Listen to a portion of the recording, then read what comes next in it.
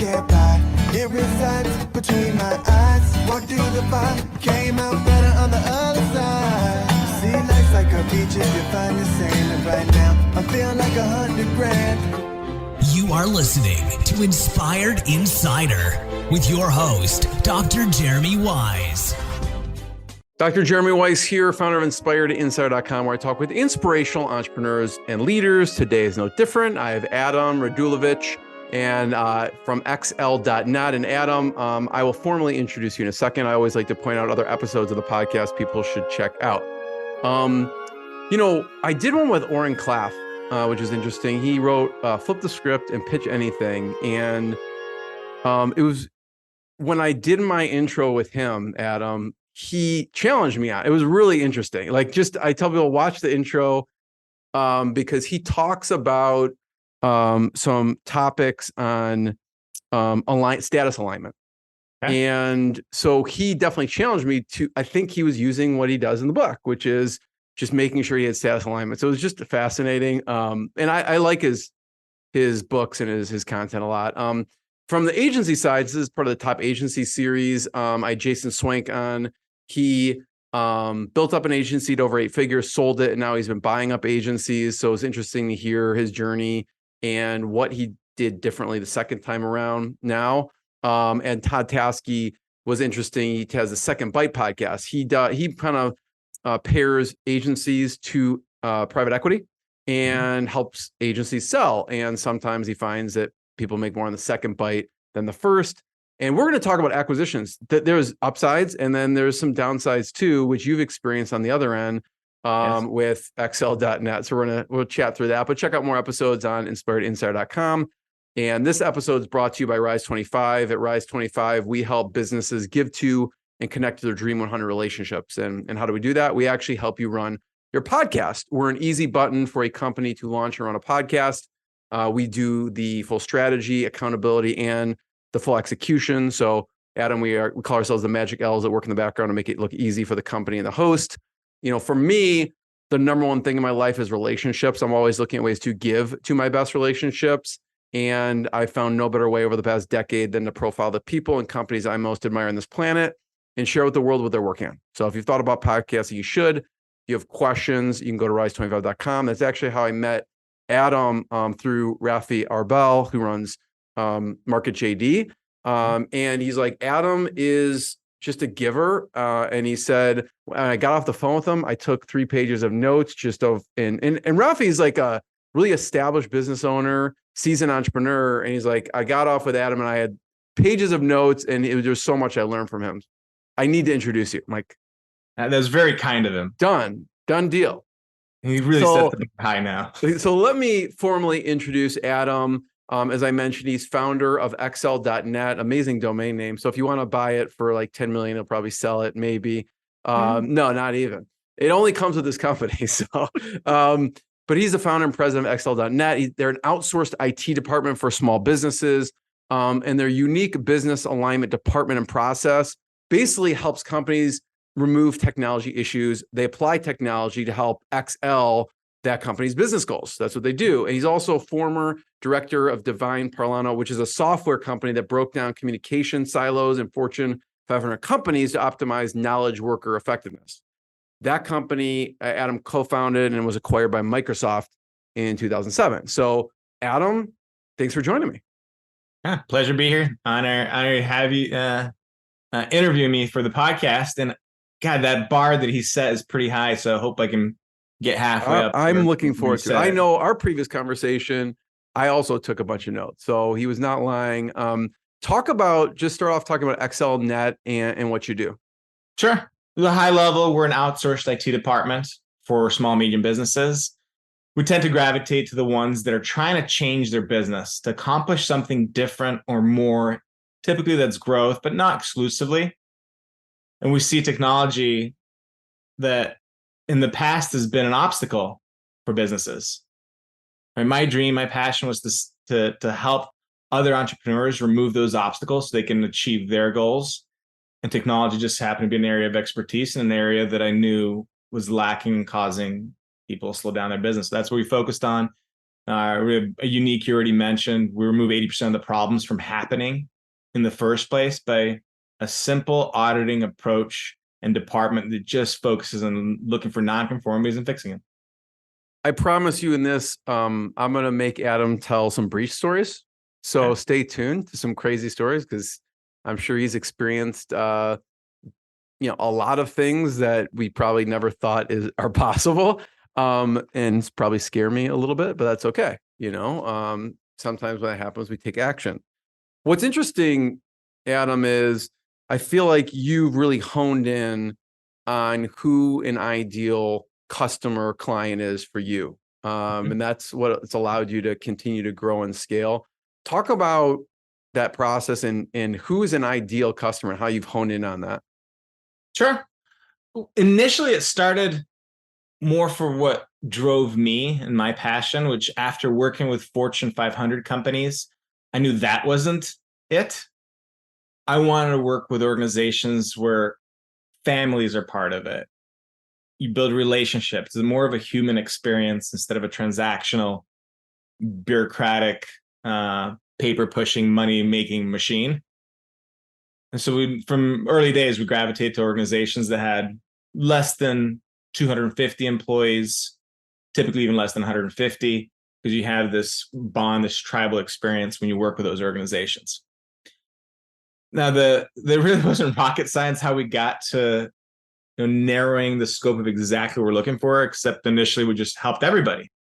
And through time, we understood, well, we really want to look for these type of organizations because we have the biggest impact. We drive the most value with them. So it's like peeling an onion, finding that and starting with just initially with the number of employees and the size of the organization.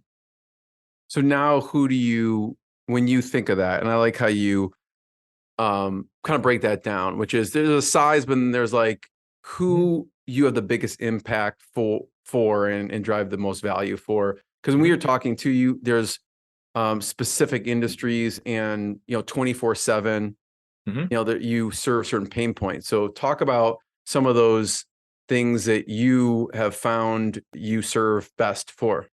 Sure.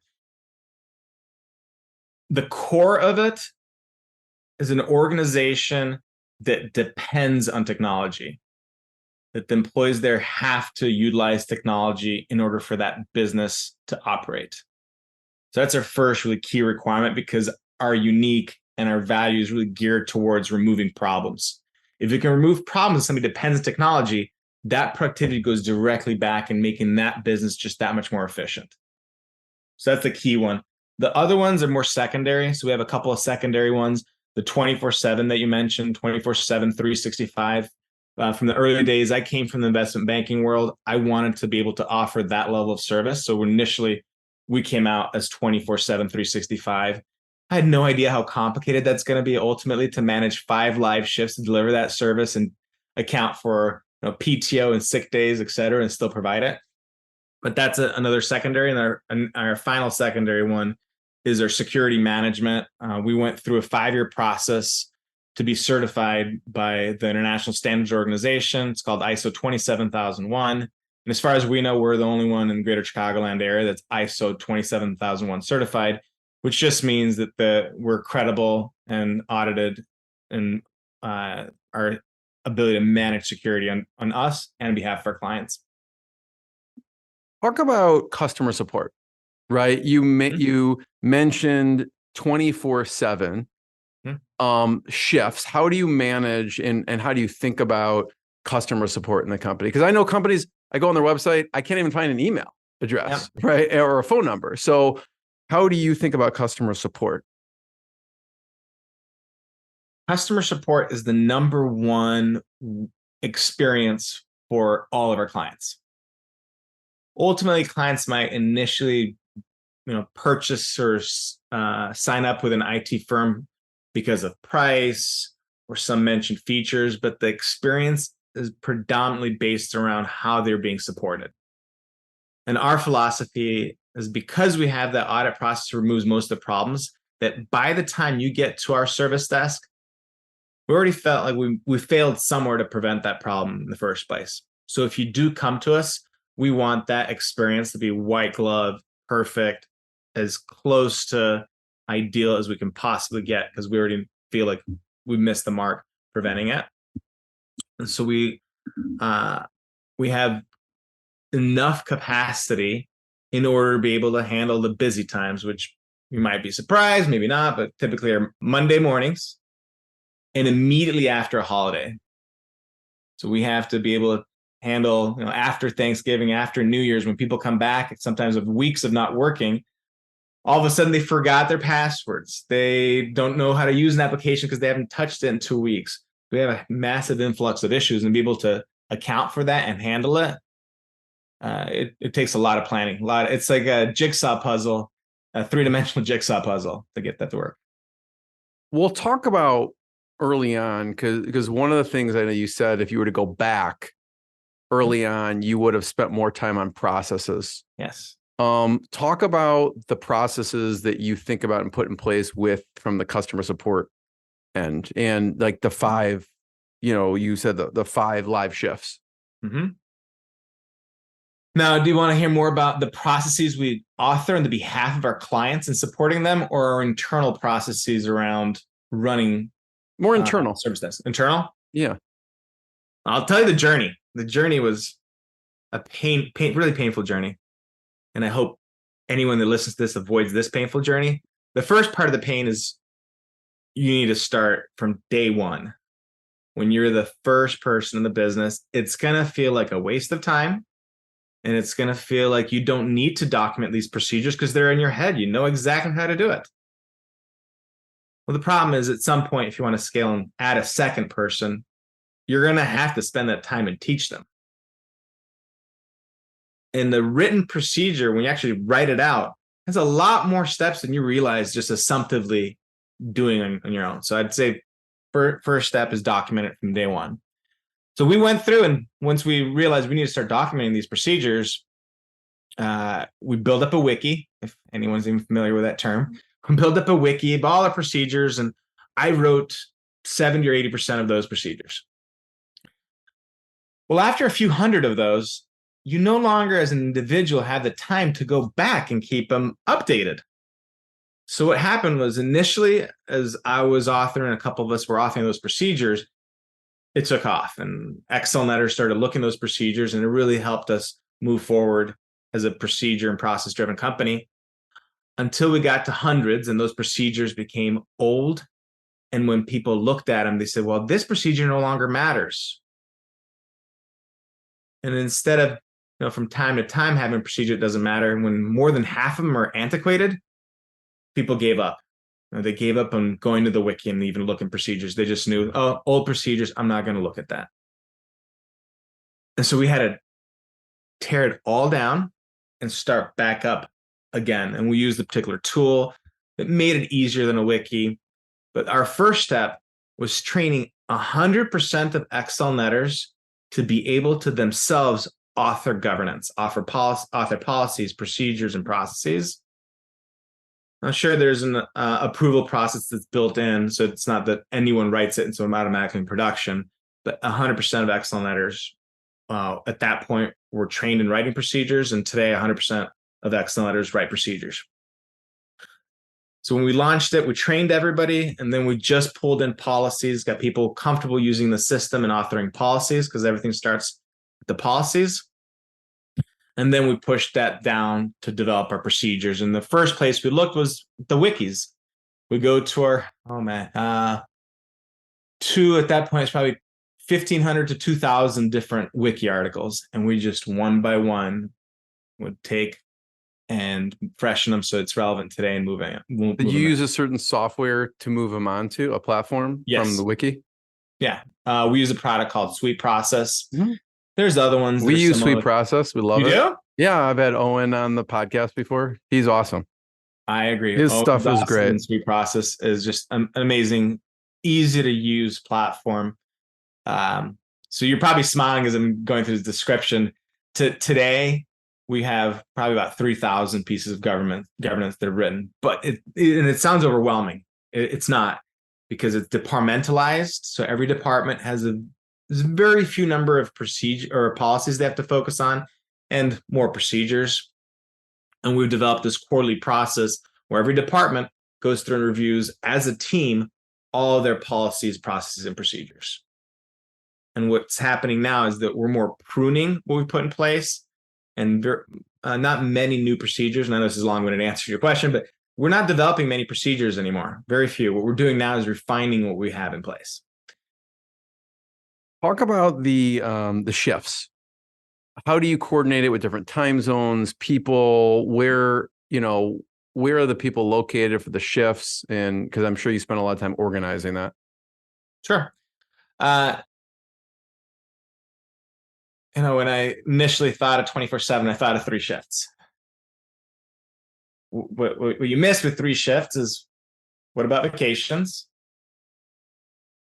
What about weekends? And how many shifts are weekends? Right, you have 48 hours in a weekend. So you have to have this floating shift as well that covers a little before, a little after weekends. So we have a floating shift from Thursday to Tuesday that has weekend coverage. And then we have Excel letters that work on the weekends, multiple different shifts. Regular business hours and how it flows between shifts is always an overlap. There's never a hard cut where this shift ends at, let's say, 5, another one starts at 5. You have to have at least an hour or two cut over between the two, so you can hand off between them. And it took a lot of trial and error to get to where we're at today. We had a lot of issues, and customers would have challenges at those times that we couldn't help.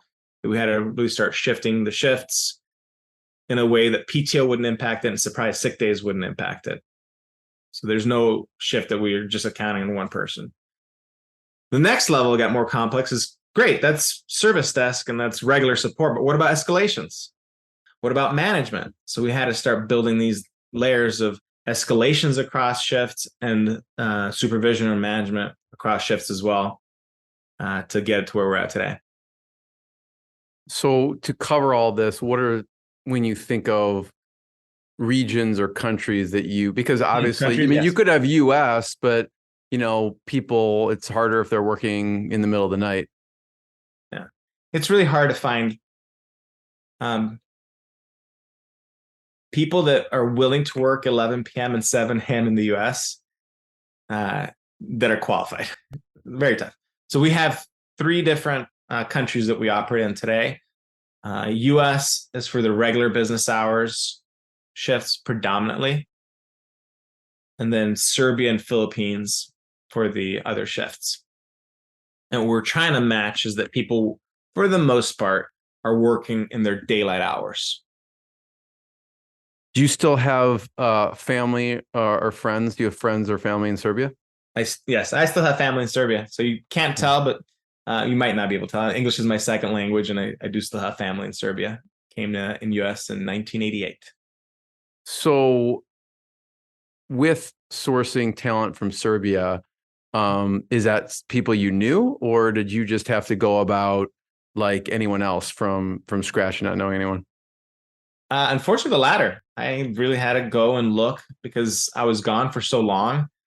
None of the people that I was friends with really ended in the technology field. And so I had to go like anyone else, but I had a advantage. I speak the language and I could ask around, and people are more willing and probably trusting to work with somebody with a name that's clearly Serbian. And that, I think, made it easier to get everything started there.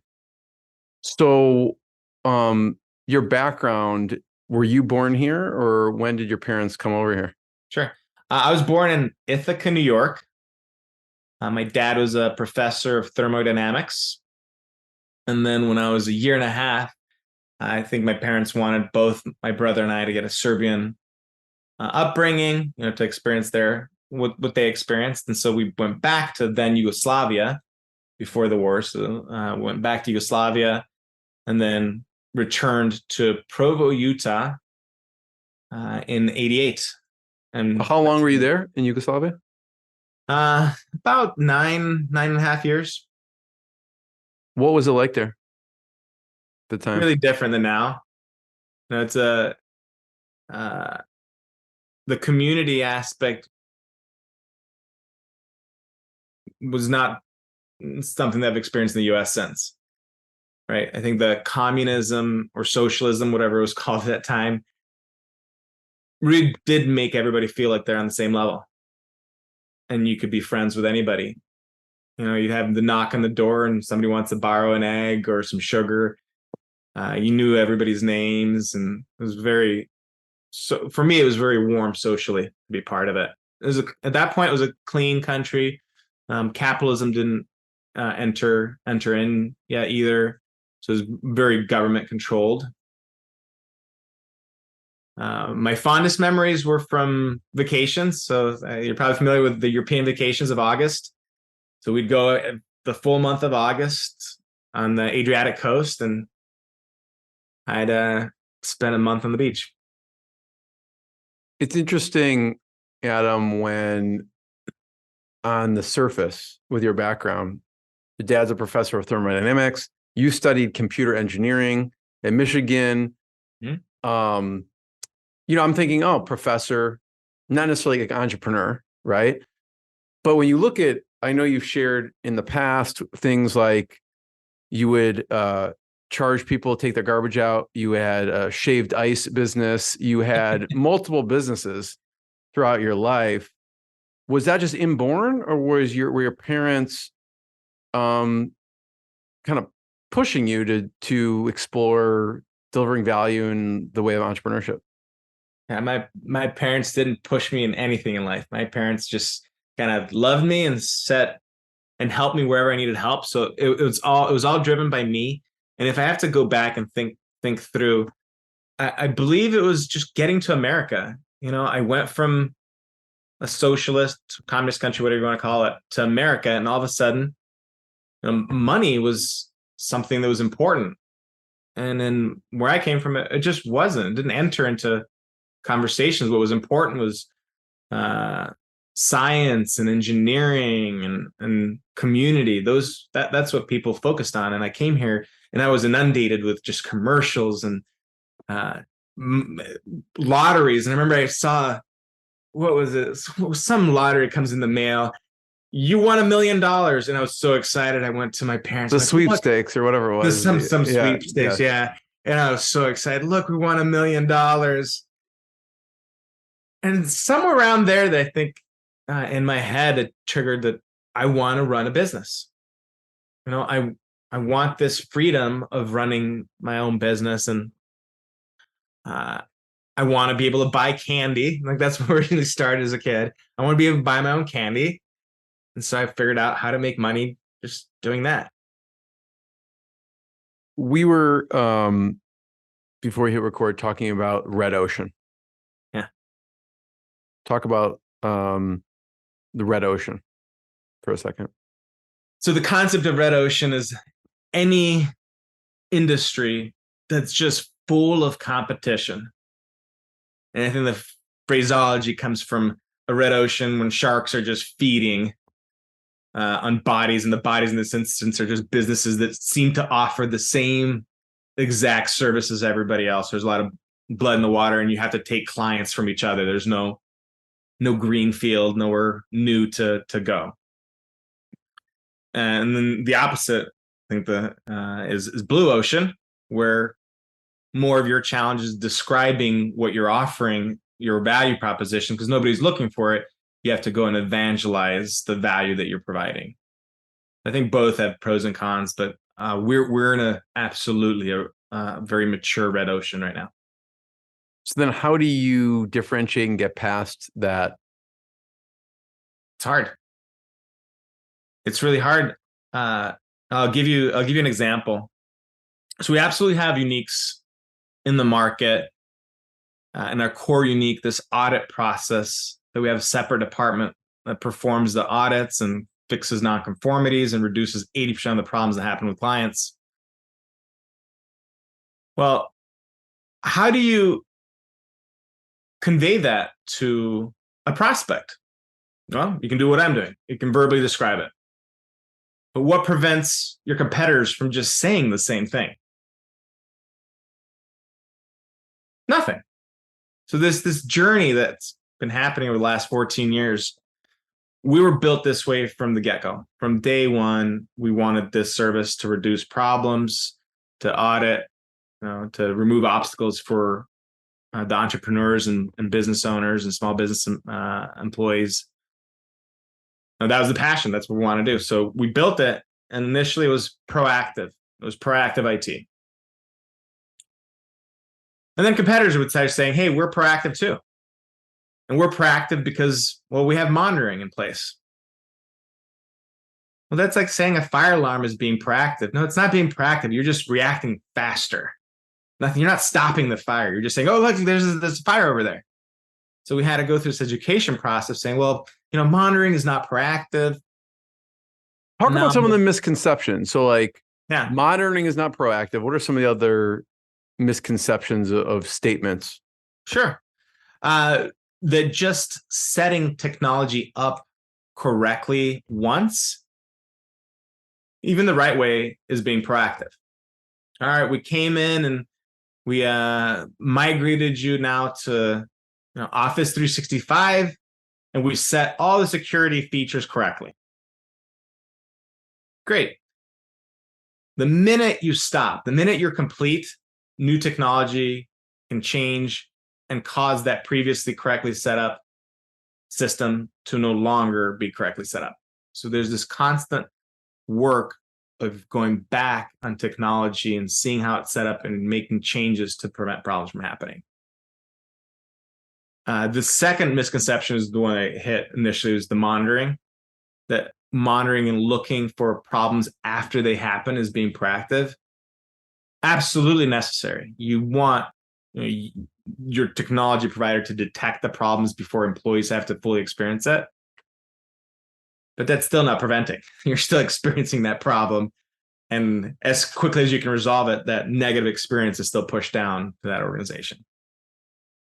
So those are, I think, probably the two key misconceptions that I see around being proactive. I think the misconceptions that IT providers themselves have around being proactive is they imagine they can have their service desk, their firefighters be the ones that prevent problems, to be the preventers, fire preventers. And that's just not possible. You can't have someone that's geared and focused on preventing, stopping fighting fires, be the one to also think about being proactive and stopping fires. I know you can't do it. We've tried it. You just get geared one way or another. And I have my story of how we discovered this is we hired service desk Excelnetters in the early days, and we found the best ones we could, paid them really well, and we said, all right, they're not going to want to deal with all these annoying problems of just recurring over and over. They're going to follow this process, and they're going to remove them from happening in the first place. And we made a really simple checklist, 19 items. Hey, service desk person, please just follow these 19-step items per client. And if we do this, our problems will drastically reduce. And time went by, and our level of issues stayed. It was about one issue every 3 or 4 weeks per employee. And finally, I sat down. I'm like, hey, Excelnetter on the service desk. I'm going to not use the name. Why do we still have these issues? Like, I think we have the process to reduce them, but I'm seeing the same issue repeating. Like, Adam, why don't you sit down next to him? I'm like, okay, sat down next to him. All right, let's get this list out. Step 1. All right, I got to do this check. Client. Oh, hold on, Adam. There's a call. Oh, okay, John. Let me help you with your laptop. 1 second, Adam. 50 minutes go by. Okay, where were we again? Which client? Okay, let me pull that back up. And this just happened through the day. I'm like, okay, I got it. I'm the idiot. I'm sorry. You could have just told me. I get it. So I think that's the misconception that IT providers have, that they can overload an existing role and ask them to do this proactive task is just not possible. Yeah, I like how they handle that. I do too. Yeah. It was very effective. What are some of the biggest mistakes companies make? You've seen, I mean, we'll talk about some breach stories, but what do you see as you go through a lot of audit processes? What are some of the big ones for people? going through the selection process of picking a new IT provider, and we walk 5 to 10 companies on how to do this once a week. I think the majority of people get it wrong. They don't know what questions to ask, what attributes to look for in an IT provider, and most importantly, they don't know what end result they want with an IT provider. What do you want from an IT provider? Well, the number one reason I hear is faster support. But you don't want faster support. You went there not to be the reason to get support in the first place. You want not to have problems. That's the reason. And it's now the market's trained. We get everybody because of the level of service, slow support. They do things, wrong. But really, the underlying problem is they lack process, and they lack a way to remove problems from happening. They lack an audit.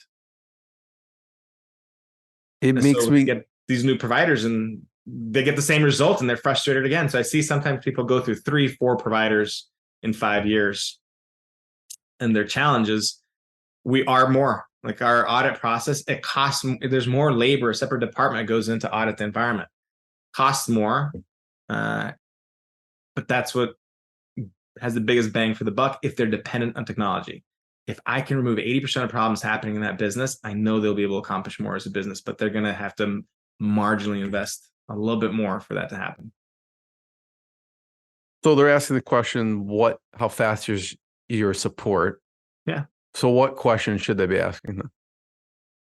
How will our technology experience be different with you than what it is today with provider X? And then after the how tell us why it'll be different. And hopefully the answer for the why is a proof of some process and evidence of achieving that result. It makes me think of those. I don't know if they're still airing those commercials. And I remember seeing the Maytag repair person commercials where they show them basically relaxing and doing nothing because the equipment was made well and that person doesn't get called. Right. That's kind of what I picture. That is spot on. I wish I thought of it. Yes, what you said. We need to do a spoof commercial with just Excel.net, except with, mimicking the Maytag one. So talk about, now that people make, there's mistakes that companies are making with their security. What are some of the stories, some of those breach stories? I know you've spoken all over the place, and I'd love for you to share a few. I'll share probably my scariest one that I have. It was a larger organization. We got pulled in by I'm trying to remember. I think it was by a forensics company. And they said, hey, we have a client. They're middle of breach. Their internal IT is understandably a little lost, right? Because they're on one hand feeling guilty because a breach happened, and on the other hand, they're trying to deal with this scenario that they've never dealt with before, not prepared. So forensic company asked us to come in, and we came in, and we just started talking with the C-suite, understanding the pain they're currently experiencing first. And they're in the middle of doing this major transaction, and all they needed was access to some files. It's been now, I think, 10 business days where they haven't had access to these files for this. And it was a significant transaction, the biggest in their history. And through a couple of questions, we identified that they had backups. Not only just backups, they had offsites of those backups. And they had really an industry-leading platform for disaster recovery. And all we had to do was log in, and within an hour, just click a button. It's almost as easy as like the red button, the staple red button. It's that easy. We hit that button, and within an hour, the C-suite was able to access their files. So that part was, all right, great, cool. We were able to fix something. And the C-suite was impressed, but we told them, like, no, your IT did a great job. They put this in place. For some reason, they forgot it was there. They just need to hit the button. We hit the button. A few weeks later, we're still helping them, recover. A few weeks later,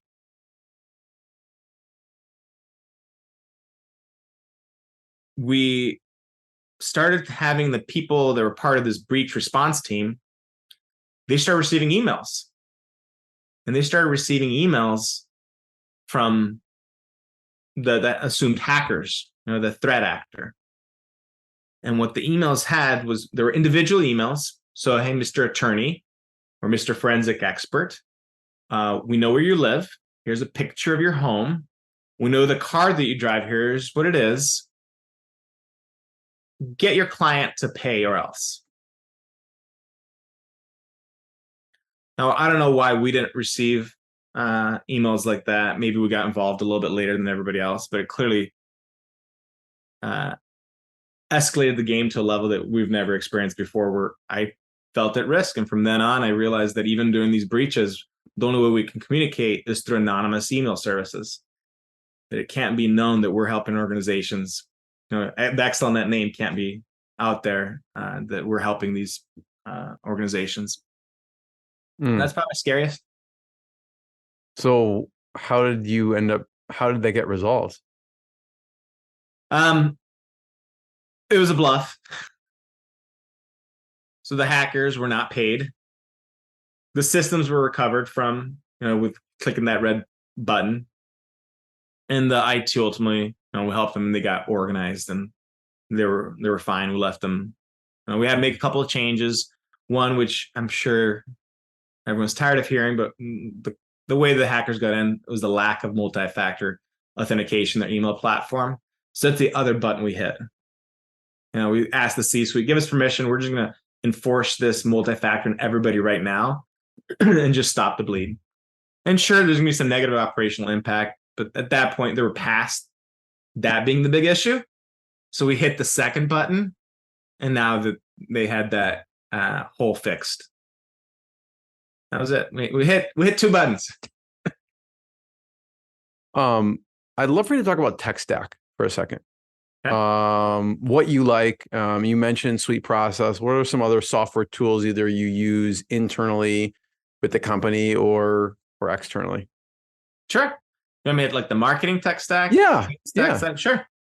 Well, let's start with a couple on the sales side that I think I'm most comfortable with speaking because we did a lot of research.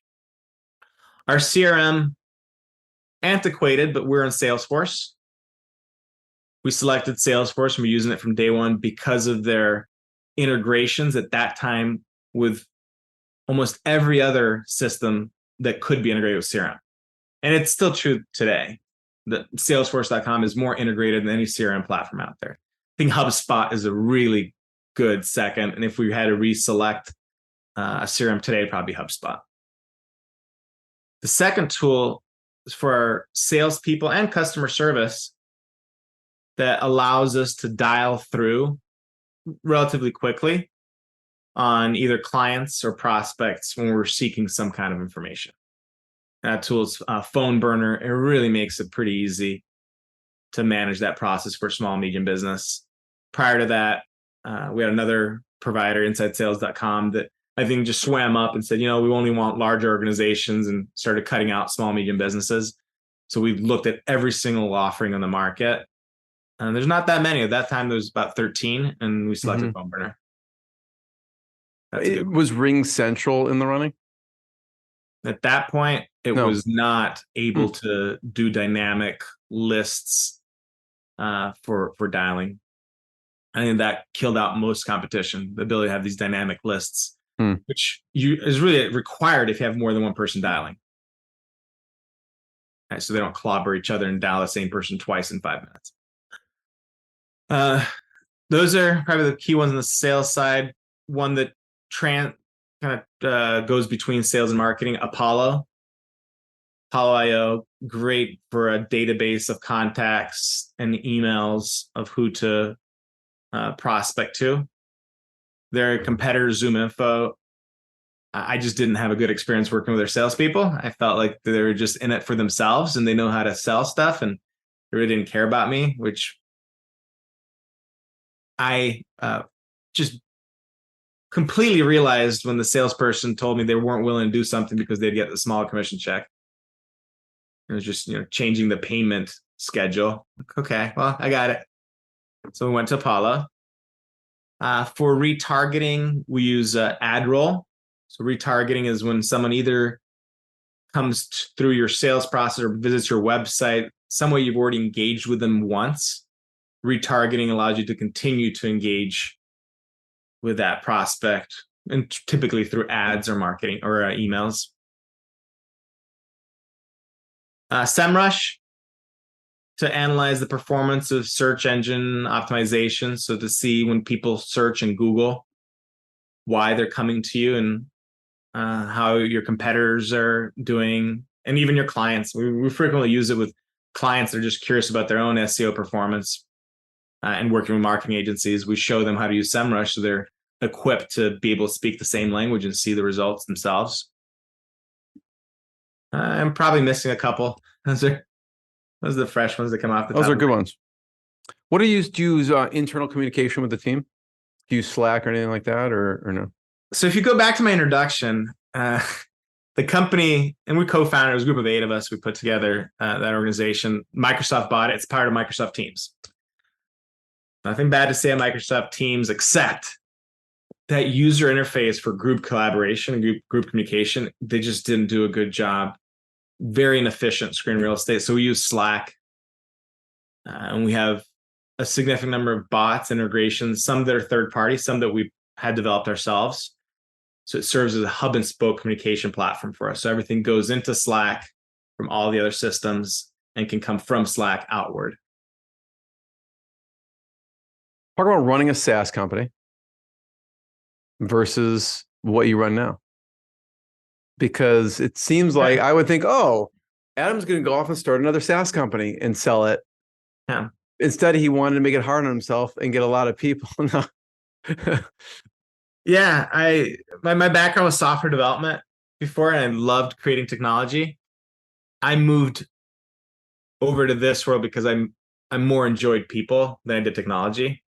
And professional services is a people business, whether it's the Excel netters and just getting the joy of watching their careers grow, or clients where you're seeing their dreams start getting realized and their breath of fresh air when they don't have to worry about technology anymore. I just like that really belly to belly human experience. Talk about the hiring process. All this is a very people driven business. And like you mentioned, there's 5 shifts, and that's just one part. That's only customer service, not everyone else. Like you mentioned, the managers and the escalation team. So what is and they're interacting when someone's maybe mad, right? I mean, you're not getting calls like, thanks, Adam, we appreciate you. Like, you're only getting calls most of the time, like, something's hitting the fan, we can't find something, not that's even your fault. But how do you hire? What's your process for hiring? Sure. So hiring process, our philosophy is that we're trying to help. It's a two-way street. We're trying to help select people to become Excel netters and be able to predict that they're going to be successful and happy in that role. Our process is geared really towards that mutual bond being successful. So outside of the standard, behavioral interviews and whatever interview questions we go through, we have some additional assessments that help us. We have a personality profiling tool that we use called Culture Index. It's not a pass or fail type system. It just tells us that for this role, these are the type of personalities that are going to fit the best and have the highest chance of succeeding. So we look for that. That's one of the things we look for. And we also do cognitive tests that we know for a certain role, certain type of cognitive skills are necessary to succeed with. And we use Test Gorilla for that. We used Wonderlic previously, but they did similar move to InsideSales.com and unfortunately drastically changed their pricing and how they treated small and medium businesses. And we said, okay, I see we're not in your market anymore. We'll find something else. So those are the two that we use in including our interviews. I think the unique part in the interviews that we have is a final step before anyone joins ExcelNet. There's a team interview. And the purpose of this team interview is, let's say you're in the service desk. 100% of the service desk gets invited to the team interview, as well as the prospect. And both are told the same thing. We want to make sure that as a team, you'd enjoy being part of this team. And if you don't feel like you would, this is your chance, like, bow out and say, either I'm not interested in joining ExcelNet, I see the team, I don't think it'd work well, or for everyone on the team that joins the interview to be able to say, I don't think that I'd work well with that person. It's complete ability to buy in and choose who's part of your team instead of that being chosen for you. I'd say those are Great. Are magical pieces that help us to. Thanks for sharing that.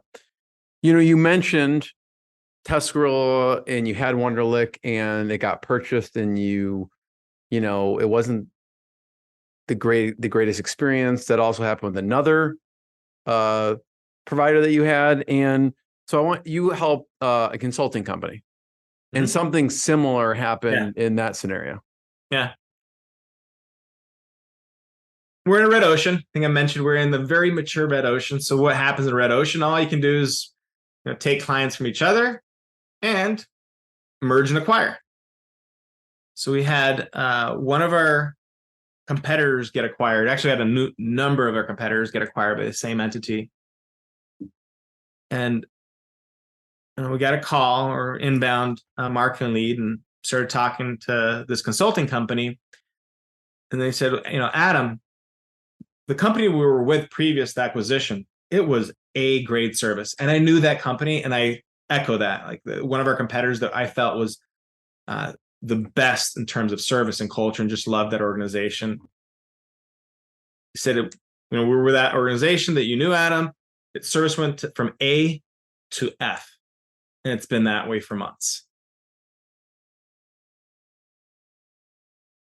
And now it's been longer than months. This has been a year and a half. The same company is kind of experiencing this, but said, okay, we went through the conversations, and I think we both recognized they were looking for exactly what we do because we're so similar to who they were with previous to that acquisition, that they ended up, becoming a partner of ours and really returning back to what they had. Almost the impossible scenario. They got back what they had previously. Now, my hope, and if the entities that I might hear it, I love you. My hope is the service is even better than what they had previously. And certainly we're aspiring for that. But they've gotten back what they lost. And now they're able to focus again on their business instead of being frustrated and having the C-suite worry about IT issues. Adam, first of all, I want to be the first one to thank you. Thanks for sharing your journey, your lessons. And I've taken several pages of notes here and just sharing everything. Was it more or less than 3 pages? Let's see. 1, 2. I promise a page and a 3. half. It's 4 right now. Yeah, it's 4 pages. No, 5. Sorry, it's 5 pages. You won't be able to see on my iPad, but it actually that is a lot. Is 5 pages here. But I want to encourage people to go to xl.net to learn more and check out what they're working on and everything they do. And Adam, just thank you for sharing. Thank you for having me here. Everyone. Take care. What I got, you can't buy. It resides between my eyes. Walked through the fire, came out better on the other side. See, life's like a beach if you find the sailing right now. I'm feeling like $100 grand.